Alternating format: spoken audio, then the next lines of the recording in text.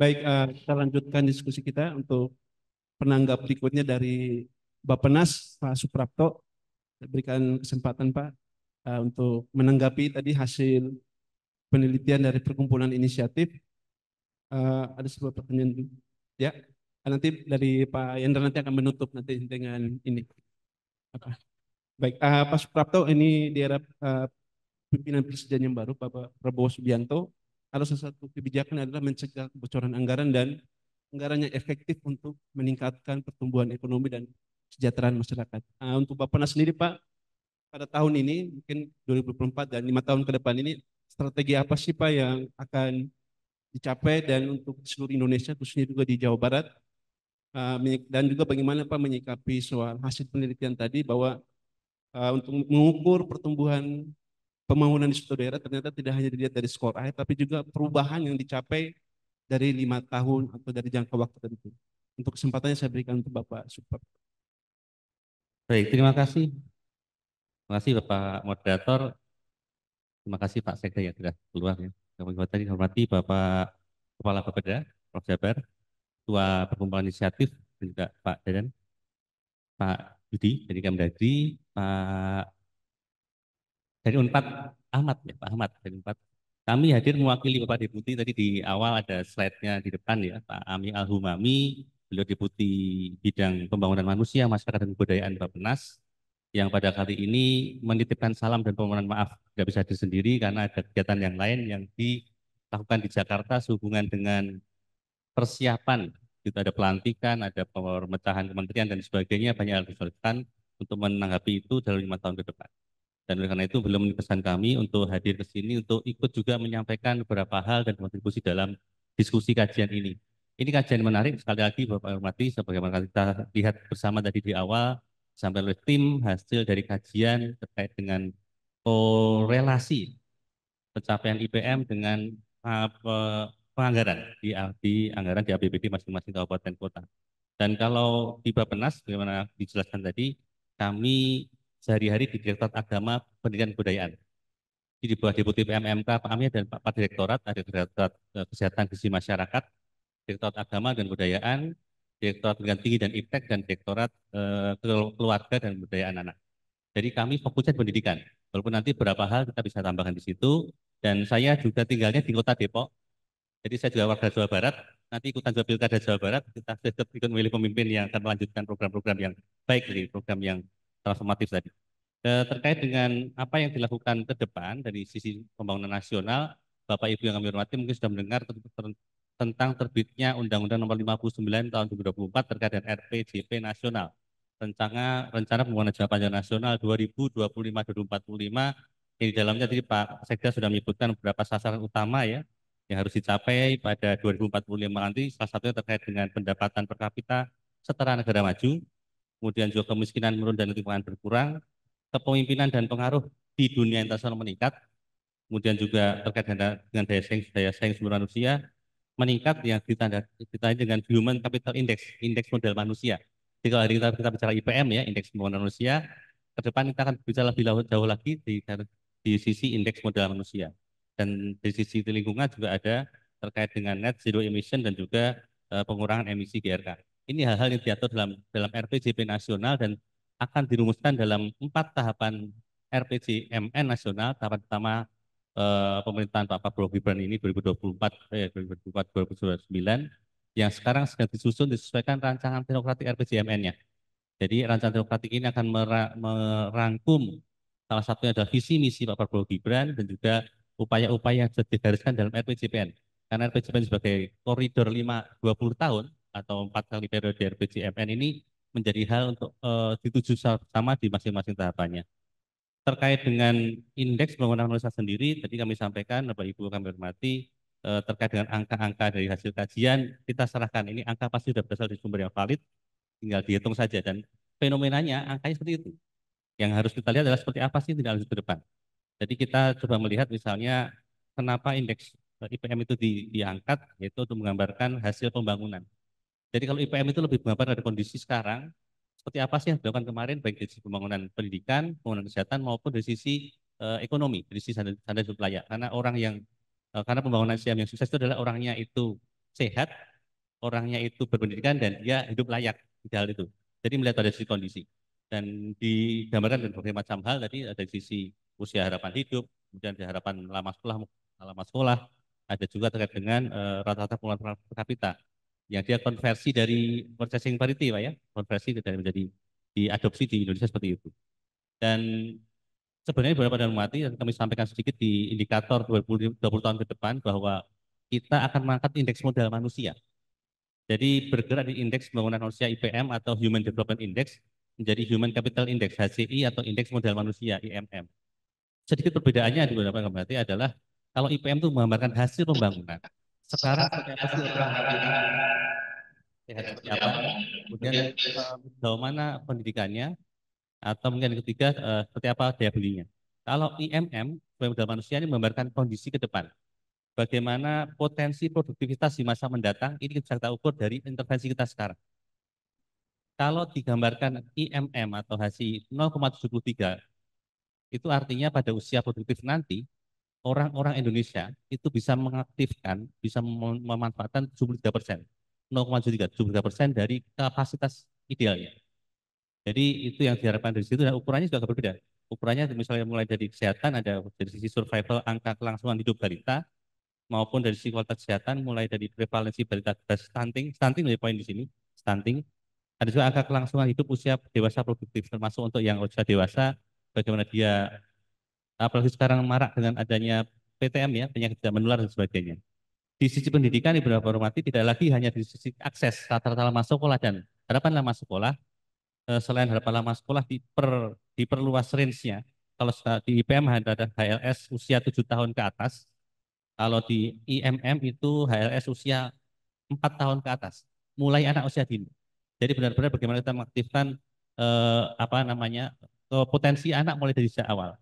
Dan selain akses di lama sekolah, ada juga terkait dengan rata-rata capaian pembelajaran dari sisi kualitas pendidikan. Tidak hanya anak itu sekolah, panjang lama di sekolah, tapi bagaimana kemudian dari sisi kualitasnya ini mencapai standar tertentu. Di ukuran formulanya menggunakan harmonized test score ya. Jadi tes yang standarkan ini bisa tes TIMSS, PISA, PIRLS dan sebagainya. Yang karena di Indonesia itu PISA dilaksanakan 3 tahun sekali, maka kemudian diadopsi menggunakan nilai AN, asesmen nasional yang dilaksanakan oleh Kemdikbud setiap tahunnya. Jadi kita punya ukuran setiap tahun ada. Dan tadi kembali benar-benar mati, ini menggambarkan potensi ke depan.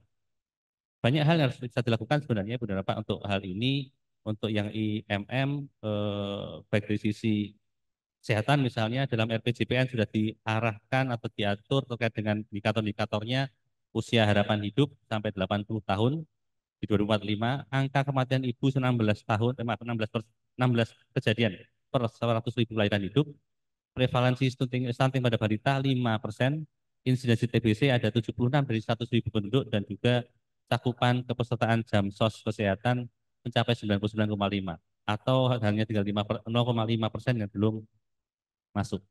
Dalam pendidikan berkualitas juga salah satunya indikator terkait dengan rata-rata nilai PISA, rata-rata lama sekolah, harapan lama sekolah, skor asesmen nasional, APK pendidikan tinggi dan juga terkait dengan bagaimana keberterimaan pekerja lulusan pendidikan menengah dan tinggi yang bekerja pada bidang keahlian menengah dan tinggi. Karena seringkali benar-benar mati saat ini yang terjadi adalah orang-orang kita lulusan pendidikan menengah dan tinggi ini banyak yang bekerja pada bidang keahlian yang rendah, lebih rendah dari seharusnya mereka lakukan. Mereka punya skill yang mantap, namun bekerjanya pada pekerjaan-pekerjaan dengan skill yang lebih rendah. Artinya ada dua sisi. Pertama bisa jadi memang pasar kerjanya itu masih kurang memenuhi, tidak tersedia. Saya punya skill yang bagus, tapi pasar kerja yang ada hanya untuk skill rendah. Atau yang kedua sebenarnya kami atau saya lulusan menengah SMK, kemudian lulusan perguruan tinggi, namun keahlian saya tidak relevan. Atau saya punya skill yang kurang dibandingkan standar yang ada. Sehingga walaupun saya punya ijazah SMK, punya ijazah perguruan tinggi, namun tidak terima di pasar kerja karena dari sisi kualitasnya tidak bisa diterima. Dan dalam RPJPN maupun RPJMN yang tahap pertama 2429 ini ada 3 hal yang menjadi game changer. Game changer atau upaya super prioritas yang diajukan untuk mendorong hal ini. Pertama adalah terkait dengan percepatan wajib belajar 13 tahun. Wajib belajar 13 tahun, 1 tahun pas sekolah dan 12 tahun Digdasmen di bawahnya banyak sekali rincian. Salah satunya adalah meningkatkan akses PAUD. Yang kedua adalah menangani atau menuntaskan ATS, anak tidak sekolah. ATS ini benar-benar menjadi PR bagi kita semua untuk salah satu untuk mencapai indikator SPM ya, yang tadi ya. Eh, dan bagaimana kita bisa meningkatkan rata-rata lama sekolah kalau masih banyak anak-anak kita usia sekolah yang masih tidak dalam sekolah atau dia di luar sekolah. Kemudian yang kedua terkait dengan peningkatan partisipasi pendidikan tinggi dan lulusan STEAM, Science, Teknologi, Engineering, Art, dan Matematik. Yang ketiga adalah restrukturisasi kewenangan pengelolaan guru. Jadi di sini ada lengkap baik mulai formasi sampai dengan apa namanya kesejahteraan. Sementara di sisi kesehatan ada juga untuk game changernya ada investasi pelayanan kesehatan primer. Nah, salah satu ada penuntasan stunting serta eliminasi penyakit menular dan juga penyakit tropis terabaikan. Kalau kita bisa lebih spesifik lagi, Bu Darpak, untuk mendorong IPM ya, dalam kasus ini IPM, di bidang kesehatan tadi ada meningkatkan akses dan mutu Cankes, pelayanan kesehatan yang fokus pada penguatan upaya promotif preventif. Jadi promotif preventif untuk menghindari dan juga mencegah, termasuk dalamnya inovasi pelayanan kesehatan ibu anak, kesehatan usia lanjut tadi yang di usia lanjut, gizi serta pengendalian penyakit yang didukung penguatan kapasitas sistem kesehatan nasional. Kalau di pendidikan lebih gampang lagi. IPM itu adalah lama sekolah. Kalau lama sekolahnya biar panjang itu apa? Anak dimasukkan ke sekolah dan dijaga sepanjang mungkin selama mungkin sekolah. Dan sampai dia putus. Bagi mereka yang di usia di atas kan RLS 15 plus, di atas 15 tahun kalau ada yang kurang pendidikannya diberikan pendidikan. Kalau masih bisa masuk ke pendidikan formal ditarik ke pendidikan formal, kalau tidak diarahkan pada pendidikan non formal, kursus keterampilan, paket dan sebagainya. Yang ini pada sisi otomatis hitungannya ya formulasi ini akan otomatis meningkatkan. Namun tadi Bapak tidak hanya angka-angka saja kita lihat. Bagaimana angka ini bicara, bagaimana kualitasnya. Mereka di sekolah, tapi nyataannya learning years of schooling kita terkoreksi tinggi. Apalagi kemarin pas kejadian COVID, kita itu maaf 3 tahun masalah, ya 3-4 tahun behind. Jadi apa yang seharusnya? Ya, jadi itu hitungan dari Bank Dunia bahwa kita saya sekolah 9 tahun, sebenarnya saya sekarang kan sekolah 5 tahun. Karena ada di situ apa namanya lag behind. Dan oleh karena itu selain menyediakan akses tadi, dua hal, kita bisa menyediakan semakin banyak sekolah, semakin banyak satuan pendidikan, semakin banyak layanan dengan berkualitas. Yang kedua adalah mendorong bagaimana masyarakat kita mau masuk, bisa masuk. Suplainya ada, demand-nya harus ada juga. Demand apa? Demand salah satunya untuk orang-orang miskin kita siapkan beasiswa, untuk mereka yang berkebutuhan khusus kita siapkan layanan khusus, atau guru-guru khusus, sehingga apa? Selain kita siapkan satuan pendidikannya atau suplainya, demand juga bisa masuk. Yang ketiga terkait dengan bidang ekonomi, ini konkret tentu saja pada sisi hilirisasi, dari Pak Sekda menyebutkan hilirisasi, kemudian juga dari sisi eh, bantuan sosial yang tepat, yang efektif. Efektif itu 4T ya, tepat sasaran, tepat besaran, tepat waktu, dan tepat pemanfaatan. Silakan tambahin T yang lain. Jadi harus diberikan pada orang yang tepat, besarannya juga tepat, diberikan pas waktu yang tepat. Misalnya untuk pas membantu apa namanya tanam padi misalnya diberikan pada waktu tanam, atau membantu anak sekolah diberikan sebelum anak masuk acara tahun ajaran baru. Kemudian tepat manfaatan diberi bantuan tapi digunakan yang lain. Bantuannya bantuan anak sekolah digunakan untuk beli sepeda ya, seperti sepeda sekolah ya, beli rokok misalnya, atau mungkin beli yang lain, beli pulsa dan sebagainya. Itu yang harus dijaga untuk mencapai apa namanya efektivitas bantuan. Terkait dengan satu lagi mungkin terkait dengan respon terhadap kajian dari perkumpulan inisiatif ini. Kami apresiasi tinggi, sekali lagi bagaimana bahwa angka-angka IPM ini tidak dilihat sebagai angka capaian, dilihat sebagai angka delta ya, perubahan juga, dan dikaitkan dengan bagaimana Pemda ini berkomitmen mengalokasikan anggarannya di sisi APBD-nya. Tadi kami sampaikan bahwa angka itu adalah angka yang ada dan bisa diolah oleh tim dari inisiatif dengan baik sekali. Kami sedikit saja Pak Dadan untuk usul istilah di dalam artikel tadi ada artikel sampaikan kami ada 4 kelompok ya. Kelompok yang minimalis jadi kuadran kiri bawah, kelompok yang tidak efisien, ya betul. Yang kanan bawah, kemudian kelompok efisien di kanan atas, kiri atas, dan kelompok boros. Boros yang di kuadran paling kanan atas tuh. Kami kalau boleh mengusul ini istilah yang lebih bagus, menurut saya lebih soft. Minimalis oke, tidak efisien oke. efisien oke. Yang boros mungkin kita lihat sebagai optimal. Karena boros itu belum tentu dia tidak efisien. Bahwa mereka mengalokasikan besar untuk dapat yang besar juga. Kan sebelah kanan. Dia mengalokasikan besar untuk dapat hal yang besar. Jadi kami sampaikan optimal. Memang optimal ini mungkin sedikit lebih rendah dibandingkan efisien. Yang dengan sedikit APBD dia bisa mendorong capaian lebih tinggi lagi. Jadi kalau dibilang boros sepertinya nanti orang malas belanja. Kalau malas belanja turun dia ke kuadran 1, minimalis nanti. Gitu. Ya. Yang kedua adalah dari sisi minimalis, jadi dia mampu menyelesaikan menyediakan alokasi yang hanya minimal, sebagai capaiannya rendah. Tidak salah dia, karena alokasi minimal maka capaian rendah.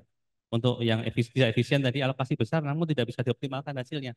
Mungkin ada salah dalam sisi pengelolaan anggarannya, mungkin salah dari sisi prioritas pemanfaatannya, dan sebagainya. Di efisien ini mampu memanfaatkan alokasi tidak besar untuk mendapatkan hasil lebih signifikan. Ini hal yang kita perlu dari lebih lanjut.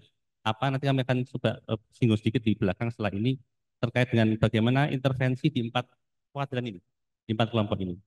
Yang terakhir adalah bagaimana alokasi besar capaian tinggi optimal memanfaatkan alokasi dengan sesuai dengan rencana dan target diharapkan. Harapan kami pertama mungkin kalau bisa dilanjutkan, karena tadi kita mendengar sama-sama ini data yang available ya, data yang umum, publis, mudah diakses. Tapi kalau nanti ditindaklanjuti oleh Pak Kepala Bapeda mengundang Pemda atau kota yang lain bisa didalami, Pak. Didalami data yang lebih lanjut. Satu, terkait dengan apakah ada kecenderungan prioritas anggaran daerah. Jadi kalau dilihat anggaran urusan pendidikan, anggaran urusan kesehatan, anggaran urusan kemiskinan atau ekonomi kecil. Kenapa? Mungkin fokus hari yang lain. Naker misalnya, infrastruktur misalnya. Nah, kita perlu lihat ya. Seperti apa? Apa kecil itu memang sudah cukup memenuhi SPM-nya atau sudah di atas SPM? Kalau di atas SPM kita perlu catat lagi. Kalau di bawah berarti apa 01 kita dorong terlebih dahulu. Bahwa prioritas anggarannya harus lari ke IPM. Karena di kesehatan, pendidikan dan ekonomi tidak berdiri masing-masing. Orang sehat bisa sekolah dengan baik. Orang sehat dan terdidik bisa bekerja dengan baik sehingga ekonominya meningkat. Ekonomi meningkat, dia bisa membiayai kesehatan dan pendidikan. Jadi ini semuanya tuh berkelindan, tidak terpisah masing-masing. Jadi bagaimana kita bisa juga melihat apakah anggaran di daerah ini punya kecenderungan untuk pemanfaatan sektornya. Bisa juga ditanyakan berikutnya kemudian. Misalnya untuk membangun infrastruktur. Oke, baik infrastruktur kita bisa lihat apakah misalnya satu jalan misalnya. Apakah jalan ini bisa membantu ya mendorong akses masyarakat ke sekolah, akses masyarakat ke rumah sakit sebagai batas primer dan sebagainya. Ini kan hal yang sebenarnya tidak bisa diukur langsung. Tadi diukur dari anggaran urusan pendidikan. Tapi sedalamnya ada jalan yang di infrastruktur yang sangat mengakses itu. Itu mungkin hal-hal yang bisa dilihat juga bagaimana kaitan atau dampak dari masing-masing sektor yang lain terhadap sektor-sektor yang ada dalam IPM. Berikutnya juga kemudian lebih dig deeper lagi, kita lebih gali lebih dalam lagi. Ada anggaran Pemda. Izin, kita sebutnya apa? Ini belanja langsung dan belanja langsung tuh ya. Belanja langsung yang ke sasaran, ke pemerintah masyarakat, BTL yang dia ke aparatur. Kita perlu lihat juga itu jangan-jangan anggaran yang besar itu tidak efisien karena larinya memang paling banyak untuk mungkin dari sisi jumlah aparaturnya besar, sehingga tidak efisien dan sebagainya. Atau mungkin lebih banyak untuk hal-hal yang Pak Presiden bilang seremonial, kemudian event-event dan sebagainya yang tidak sangat terkait dengan hal ini. Ini mungkin bisa dilihat kembali untuk lebih mengefisienkan, dilarikannya ke belanja yang langsung dibandingkan belanja tidak langsung. Dan kemudian untuk juga diarahkan pada intervensi kunci peningkatan IPM. Tadi misalnya untuk kesehatan misalnya pada peningkatan ketersediaan yang kesehatan primer yang berkualitas dan merata. Jadi lebih mudah bagaimana sih orang-orang itu mengakses Yankes ya, fasilitas kesehatan. Untuk pendidikan misalnya peningkatan akses pendidikan yang sudah sampaikan dari supply maupun demand untuk kehidupan layak misalnya untuk bansos dari tempat sasaran serta pemberdayaan masyarakat. Jangan lupa. Bansos itu kan hanya mendorong mereka yang di level paling bawah. Tapi bagaimana setelah dia naik level menjadi rentan miskin atau miskin di atas garis kemiskinan, kita harus memberdayakan agar tidak kembali lagi mereka masuk pada kelompok yang miskin. Dan tidak kalah pentingnya beberapa hormati izin Pak Dadan untuk kuadran yang efisien ini saya curiga. Siapa tahu di situ ada hal yang menarik yaitu kolaborasi dengan sumber pendanaan lain, kolaborasi dengan pihak-pihak lain, kolaborasi dengan masyarakat sehingga pemerintah cukup mengeluarkan anggaran kecil saja, stimulus saja. Masyarakat bergerak, dunia usaha bergerak. Dan itu efeknya bisa berlipat-lipat dibandingkan kalau menggunakan dari anggaran pemerintah. Anggaran pemerintah itu ada batasannya, ada administrasi, akuntabilitas dan sebagainya. dengan stimulan-stimulan yang bagus itu bisa mendorong partisipasi juga bahkan menarik ya anggaran yang lebih besar dan lebih efisien juga di lapangan kan dikelola oleh masyarakat maupun dunia usaha. Ini kita bisa melihat itu selain ya bisa ditingkatkan juga porsi PAD dalam APBD. Karena banyak juga APBD itu yang isinya itu transfer daerah ya Pak, malah ya. Kalau di 2021 ya Pak, di data Kemdagri 2021, Kemdagri dan MPD Kemdikbud hanya 2 provinsi dan 2 kabupaten kota yang anggaran pendidikannya di atas 20% di luar DAK. Kalau DAK masuk ya pasti besar. Gitu. Di luar DAK. Jadi hanya Jawa Tengah, Jawa Timur, kemudian Gresik dan Pamekasan, Jawa Timur semua. Yang lainnya di bawah itu. Itu artinya Bapak Ibu komitmennya untuk anggaran pendidikan masih kurang. Tadi kembali lagi ke poin pertama tadi. Ke mana arah prioritasnya? Apa arah prioritas itu bisa diarahkan juga untuk mendukung tadi? Anggaran mendukung apa sektor untuk kesehatan maupun pendidikan. Dan terakhir tentu saja meningkatkan efektivitas pemanfaatan anggaran menjadi penting.